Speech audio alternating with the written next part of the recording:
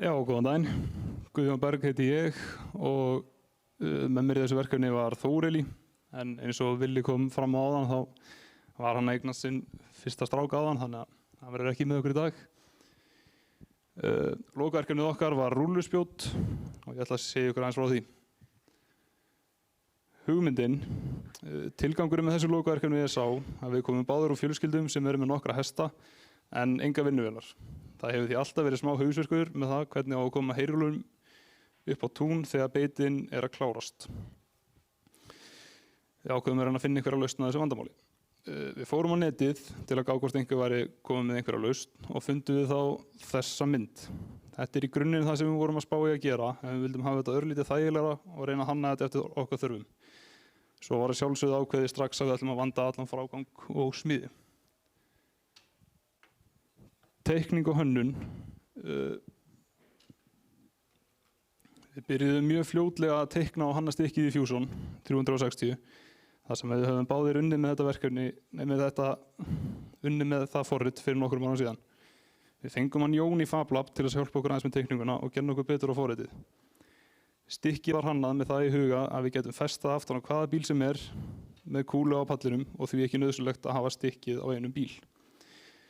Við útfærum það með því að sjóða beisli aftast á stykkið og krækist það beint á kúlu sem er föst á pallin á bílnum.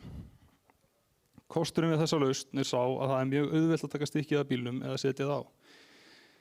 Við byrjuðum á því að hanna stykkið með 2 spjótum, en okkur fannst alls ekki nauðsynlegt þar sem þú ert bara með eina rúllu í einu og er hún ekki að velta neitt á spjótinu, ef bakkað er sirka inn í miðja rúllu. Og ef rúllan er að velta þá er það svo lítið að það skiptir ekki máli. Hérna er svo,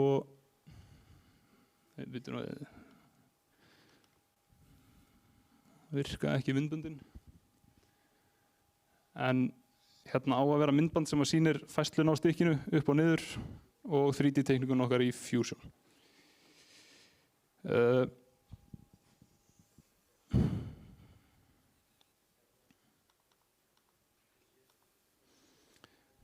Tjakkurinn, við völdum okkur rafmagnsjakk til þess að nota í þetta verkefni. Ástæðan fyrir að við völdum okkur rafmagnsjakk var að því að hann er auðveldur í notkun og hann er mikið öruggari heldur en til dæmis lofttjakkur. Það er öryggisbúnaður innbyggður í tjakknum og virkar hann þannig að hann læsir sér í þeirri stöðu sem hann stoppar í sama hvort það sé straumur á honum eða ekki.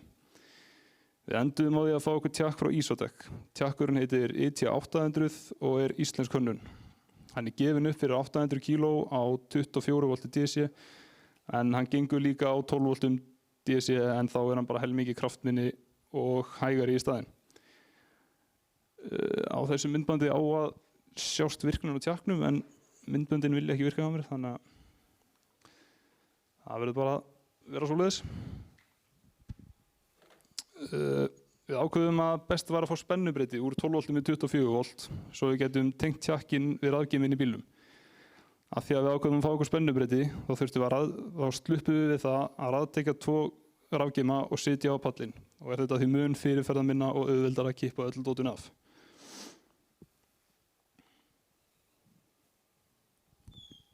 Smíðin.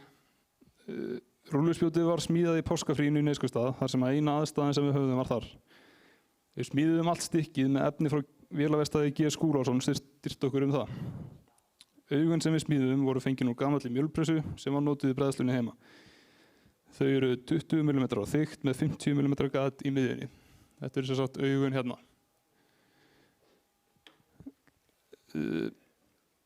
Við rendum öxul niður í 50 mm og boruðum og snittuðum í endan á honum og var síðan sett upp bolti í gegnum þann öxul með skinnum sem að læsir öxlinum á sínum stað. Til þess að fá enn meiri styrk í augun þá skárum við smá hak í þau og fáum við þá mun meiri styrk í suðurnar.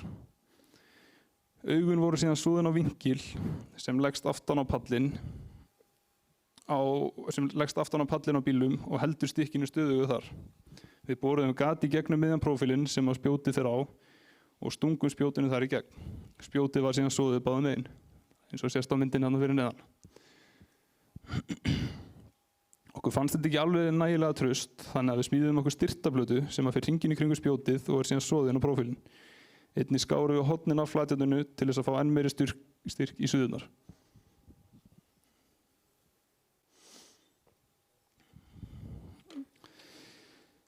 Til þess að festa rúlluspjótið í bílinn smíðuðum við okkur plötur sem við boruðum 12 göt í. Við ákveðum að hafa plötuna í stærri kantinum til þess að álagið sem fer á kúluna dreifist á stærra svæði. Kúlan var soðin í miðjuna á plötunni. Beisli var soðið í endan á prófílum sem festist í kúluna. Aftari festingin á tjaknum, sem er þá þessi hérna, var smíðuð úr 12 mm flatjárni og soðin á prófílinn. Fremri festingarnar, sem hægt að sjá hérna. Fremri festingarnar voru smíður úr sama 12 mm flatjárni en við ákveðum að hafa fremri festinguna 250 mm langa til þess að fá gott vogarafl á móti tjaknum og því aðeins auðveldara fyrir tjakkin að lyfta rúlunni. Við byggum okkur til ybitar á flatjárnunum til þess að styrkja þetta enn meira.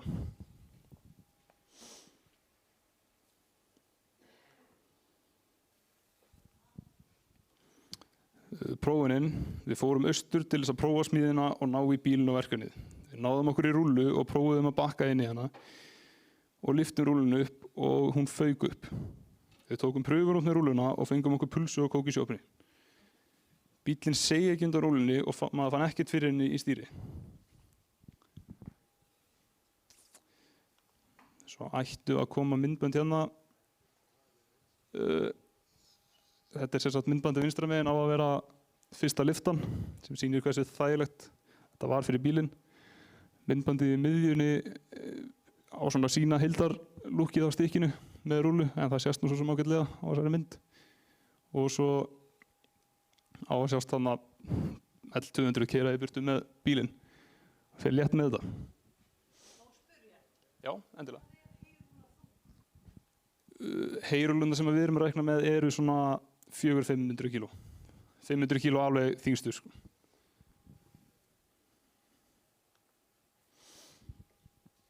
Útkoman, við erum mjög sáttið með þetta verkefni og hversu vel þetta heppnaðist. Við erum samt ennþá í smá, fyrirgeðu. Það var, þegar við vorum á leiðinni norður aftur með bílinn, þá vorum við að keyra upp úr Jökuldalnum og þá var farið að draga verulega niður í bílnum. Þá stoppuðum við í kantinum því þetta var nú eitthvað skrítið og bíllinn var stöðvaður. Þá rauk hann svoleiðis upp á snúning þannig að við drápum á honum leið. Miðað við svarta ryki sem kom aftan á bílnum og smurolínu sem var búið að hrustast út allt, þá tókum við snögga bílunargreiningu og út úr því kom að túrbínan hafði ekki lifað glannaaksturinn upp úr Jökuldalnum. Þannig að við þurftum að skilja hann eftir þar og getum við því miður ekki sýnt ykkur heildarlúkkið á stikkinu með bílnum á eftir.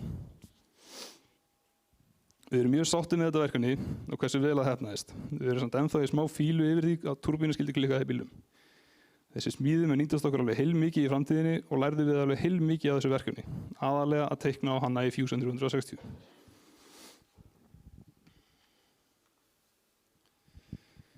Við höfum aldrei getað framkvæmt þessa smíði án þess að vera með góða styrktaraðila.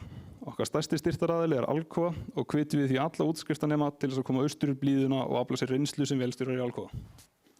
Einnig þessi styrkt okkur voru Síldarvinnslan, Sun, G. Skúlason og AB stéttafélag. Þetta eru fullt af flottum styrktaröðlum og eru mjög sáttir við það að sjá hvað fyrirtæki sem standa okkur hvað næst voru áhugasöm og til í að styrkja okkur við þetta verkefni.